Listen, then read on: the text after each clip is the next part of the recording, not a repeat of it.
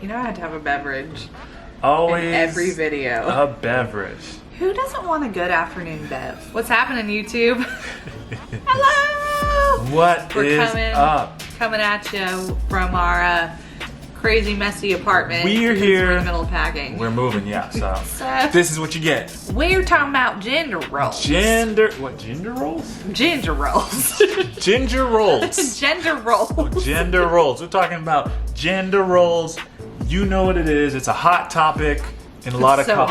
hot. It's so hot. So hot. It's actually the cause of it could be a lot of arguments Explosive. in marital relationships. Passionate fellowship. Patrick, go ahead and tell people what gender Let me roles tell you, are. thank you for asking. Gender roles can be defined as the behaviors, values, and attitudes that a society considers appropriate for both males and females. Tradition has it, Tradition. men and women had completely opposite roles. Men were seen as the provider for the family, and women were seen as the caretakers of both the home and the family. So we got asked to actually talk about this in our relationship by one of our cool subscribers out there. So thank you for You cool, picking this you topic. cool subscribers. you cool, you know who you are. These are topics that I think when you're like in the clouds and you're in Yeah. love and you're holding hands, you don't think about like one day we're gonna be living Yeah. in the same house Yeah. and we're gonna have to split these duties, or some people think, well, my mom did it, so you gonna do it, or my Yeah. dad did this. This is how this is gonna happen, and they never have the conversation. They never have the conversation. Like we did that. Like when we were dating, we had a conversation that we talked about this stuff. Like, what was it like when you grew up? Like, who Yeah. did these Yes. things? Who did those things? And what are your expectations? Expectations. Isn't that the cause of Yeah. every argument? Yeah, because if you have unmet expectations and you never talk to the person about what are you expecting them to do, you're gonna get disappointed when they don't do it. So today we want to talk about 4 categories Yes. where unmet expectations can happen when it comes to gender roles. One of Yes. those being parenting, finances. Why are you laughing?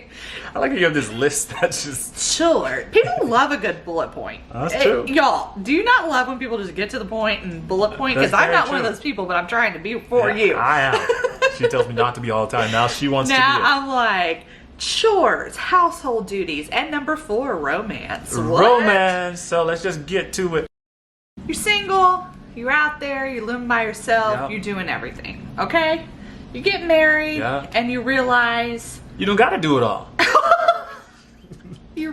I can be a lazy slob. So there's like little things that you just, may not think about, but it Yeah. could be laundry, doing Yep. the dishes, who's gonna clean. My mom was a stay-at-home mom, so she did primarily like a lot of those duties. But also my dad I saw doing a lot of the dishes, but my mom like cooked all the meals. Yeah. Do you think that's just because of that generation, or just how?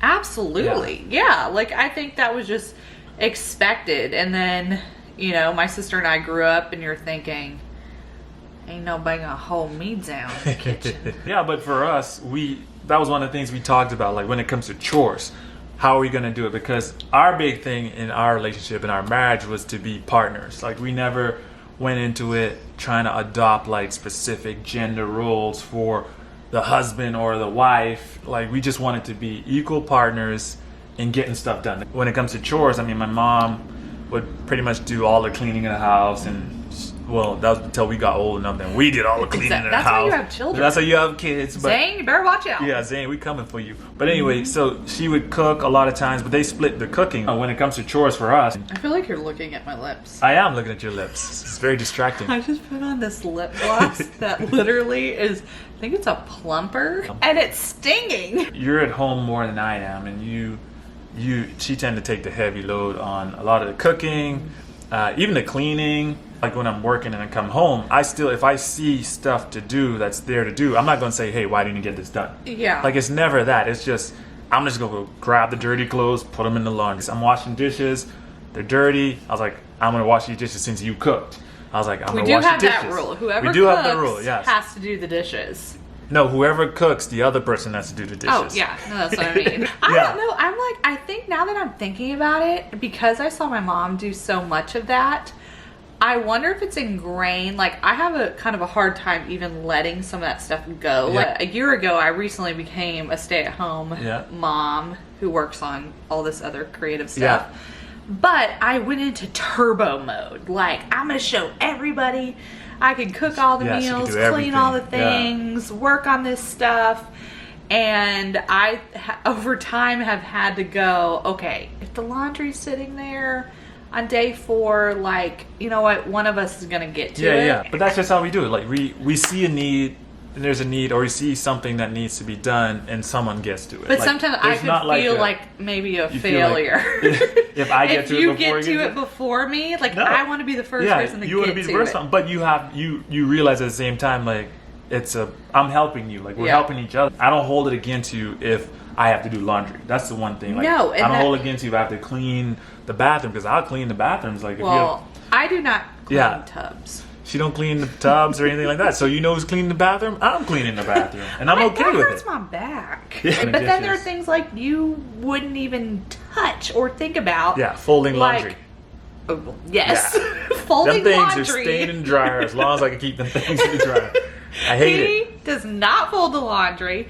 No. Another thing like you don't think about are like baseboards and the fan or. I'm 6'5". Ain't nobody thinking about no baseboard. Like, it was looking all the way down there. Like, really, those things are nasty. So what I like to say when we were dating is I'm more of a deep clean kind of gal, and you're more of a scrub on top. She said I'm a wipe it down kind of guy. Which coincidentally, you wouldn't think that, since I'm the one cleaning the bathroom and getting in there and scrubbing dirty dishes. So really, if you think about it, I am the one that's more of the deep clean person, and she's the wax on, wax off gal. You know what I'm saying? Anyway, okay, moving on. I grew up differently than what we are doing. Yeah. But I knew, I didn't meet Frederick till I was 30. I had a long time to think about the kind of husband and father that I wanted. And so, y'all, I'm breathing real heavy here. 32 weeks pregnant. I'm breathing. I think one of the biggest fears for me, even before I got married and then got pregnant, I was thinking, oh my gosh, I'm going to have babies, and then, like, I'm going to have to spend, not have to, but the next 25 years and never think about another thing but being a mom. Yeah. And then by the time you get 67, then you can pick up that again. Yeah. And then the Lord just revealed to me who I was marrying and the partnership that I was coming into. Where in the world does it talk about women taking on 99.9% of the parenting? Yeah, and we had these conversations again that I said I want to be hands-on. Like, from day one. Day one, A1 from day one. I want to be hands down, hands-on with our kids. I want them to know their dad. I want to be in the trenches. Like I'm saying, I'm changing the dirty diaper. I think Jacqueline may have changed 2 diapers in between them, because I was I'm taking it off. And I was like, I got it. No, you was recovering from pregnancy, and I was like, I got this. I don't want to be the dad that when mom is gone out with the girls, that I'm calling her, blowing up her phone every 2 minutes, talking about, hey, what do I feed Zane? Hey, how do I get him to go to sleep? He's crying. What do I do? Like, I didn't want to be that guy. Let me just say, ladies, never have I received a call from Frederick in the middle of dinner or something and said, how do I da-da-da-da-da. You're also a problem solver. I am a problem solver. Responsibility is high on your strengths list. But I wanted to take on that challenge of being able to build that bond with my kid. I was actually very surprised at your intentionality. Because I took nighttime. I took the nighttime portion. You took a majority of the nighttime beatings. Yep. Brought the baby. I can't feed the baby. But when I could feed the baby with bottles and stuff, I was and then we waking up and changing baby diapers and rocking him to sleep. So she can sleep. I wanted her to get a rest. Yeah, like even now with Zane, Frederick gives Zane a bath every night. He mostly does the bedtime routine. It's just like, and I don't hear that a lot. No. That's happening, but I think it should never be intended that like the guy gets to go do his life and continue to live and hang out with his buddies his dreams and stuff, and his buddies and always his world and always leave mom with the kids. It just makes no sense to me. And I know there are situations and circumstances where people having to work and it's very different. And even in this season, but I still think you could still find time though. You could find them pockets where you could still be present as a dad, be present and still taking an active role in your kid's life.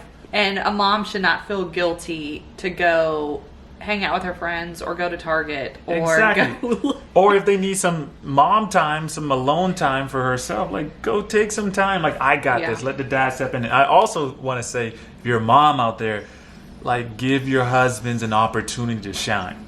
Like don't try to do it all on your own. Like give him ample opportunities to gain that confidence of like, taking care of his kid and feeding or bath time or whatever it may be. Like give him that confidence. Don't feel like take your hands off the pedal a little bit so that he can grow. You're stunting his growth if you don't give him those opportunities. That's actually good. I think as a mom, it clicks in and you want to do all the mom things. You want to tell, this is little Johnny's schedule. This is what he does. This is how we feed him. And there's more than one way to accomplish a task too. Great. Like, it don't have to be the way you used to doing it. Open up the door to like, we have to really communicate with each other because we're saying we're equal partners, even though there are things that, like, as a stay-at-home mom, I'm going to know a lot more of the schedule. But since quarantine, now it's like, we're in it together. Never leave me. And I just want to encourage moms, like, speak up.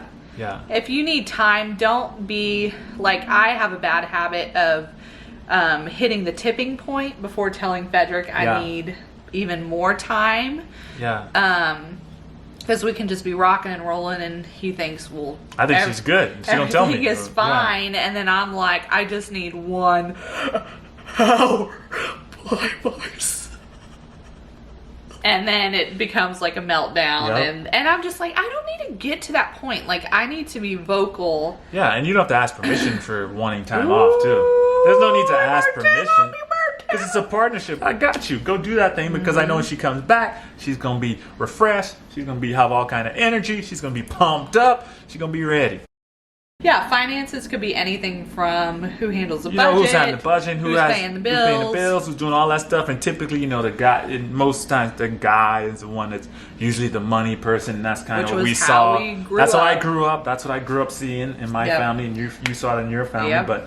But we handling everything from paying the bills to the job to knowing what you're investing in to like everything. So again, we're debunking this stereotypical gender roles and what works best for us is like Jacqueline is the one that's kind of doing all the budgeting and the financial prepping stuff. Like she has all the little Excel spreadsheets, all the little apps, all the little things going and all breakdown and this will break down this much. I would just say sometimes I'm more the realist than Frederick. Frederick's like, oh, we can do it. Like, we got this. Let's go. We can buy that. Oh, yeah.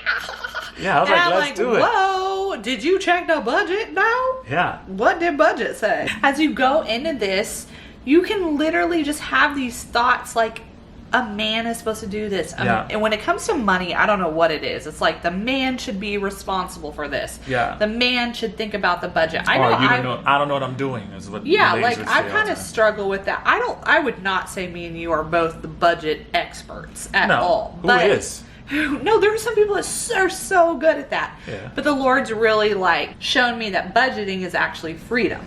Yeah. When you're loosey-goosey with things and you're stressed out, could I buy that? Well, if you knew if you could or not, like based on you had the budget. So I think at the beginning of marriage, I was like, Frederick's going to create the budget, the family budget.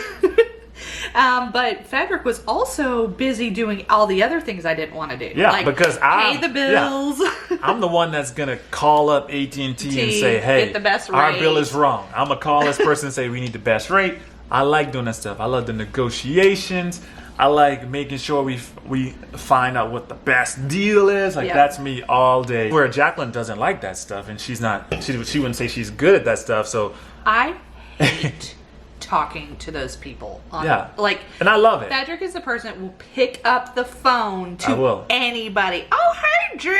I will. You're selling me washcloths? And you know what? I won't buy it, but we'll have a great conversation about it. And they're just talking, and I'm like, what in the world? When we had our house, I swear there was a new solicitor every day, and Frederick would step outside and talk with them. Then they'd be circling the house. Then they'd invite him in. I'm just giving them a good opportunity to work on their pitch. That might be the next person they go to. They're gonna get the sale. When you're dating or you're getting married, have these conversations. Like, it's like, what do you like to do? What are you good at? And really just determine who's better at that, and don't try to challenge it or prove yourself. And don't let egos get in the way. Don't think just because you're a guy you have to handle the budget, or you have to make the big old decision on all the money, where the money's going all the time, and not consider what your wife is saying. Money is the biggest hot topic that can cause turmoil in any relationship and stress. So you have to get ahead of that stuff by having those conversations early and often. When you two are in agreement on, you can see visually what is set for you guys, there's no room for, I just went out and bought this, hope you're good with it. I've learned to just step up and do the things that God has equipped me to do, and let Frederick do the things he's good at, and then it makes just a really relaxed and good team. Romance. So there are a lot of gender roles. I think in just dating and in marriage, when it comes to maybe initiating sex. Yeah. What? Y'all didn't think we were going to go there. Exactly. What? We're here now. So, typically in all the movies they show, it's always the guys. But at the same time, there's nothing wrong with if the lady decides to at some time initiate. And who really cares who's initiating, right? You just care that you get to the touchdown.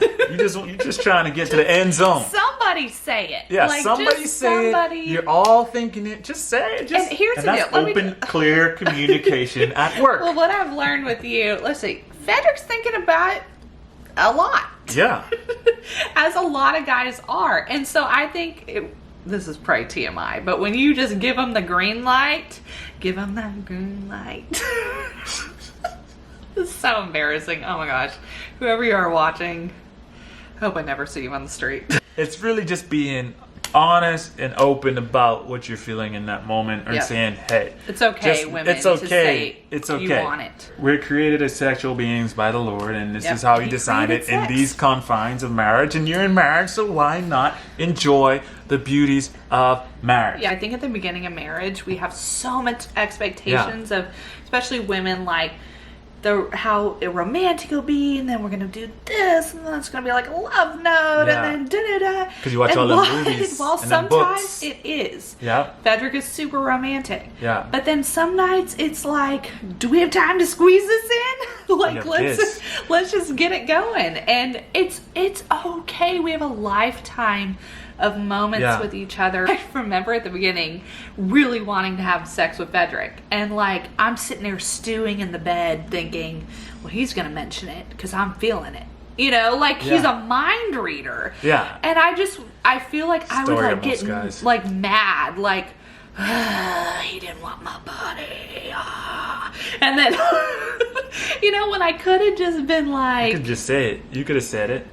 In the moment, have the conversation centered around expectation level. What is your expectation level? Yes. How much? How often? When? How? All that stuff. Just have the conversation, and that, I think, that can help. Absolutely. So much. It's too. It could be even like date nights and dating each other. Like, what does that look like? I heard someone once say that her husband wasn't that good at spontaneous planning, like planning kind of random dates and the whole shebang. And she was so mad because she loves spontaneity and randomness. And she's just like, Lord, why can he not do that? And God put on her heart that actually you're really good at that. You're really good at planning. You're really good. I'm not saying a guy does not need to stretch himself and get out there and do that. But what I'm saying is it's more about the time spent together and less about having these false expectations of who this person should be. And now you're just mad, and now you're never on dates. Like, it's okay if I'm like, hey, I really want to go to this restaurant. I'm going to book the restaurant. Yep. Meet me there. We just wanted to go over some of these gender roles and how, you know, traditionally they were, and how we have chosen to have conversations and do things for our relationship in a way that better suits us and works for us, because we've had conversations about what do we expect and how we want to do that. So and God created your partnership and your unity specifically for you two. Yeah. So we can't compare ourselves to other couples and who does what, and oh gosh, that guy does that for her, and da da da. Like Frederick said, communication would eliminate a lot of arguments. Yeah. Communication about what should, you know, who's going to do this, who's going to do that, and not assume. Yeah. You know, not wait around like, and not be mad that he or she isn't doing the thing you want them to do when you haven't even had the conversation to let them know that you would like them to do that thing. thing. Homie, you need to step up. Step it up or step out. Wow. Okay. Yeah. Hope you like this video. Hit the thumbs up button. Subscribe. Hit the subscribe button. And if you enjoyed this video, or if you feel this video could help somebody that you know, feel free to share the video with them. Go ahead and share it. And then always, we love hearing from y'all. Yes. So comment and tell us what you would like to see next. Absolutely. Because we have a lot in store, but we obviously love to hear from y'all. So yes. We'll see you soon. Bye.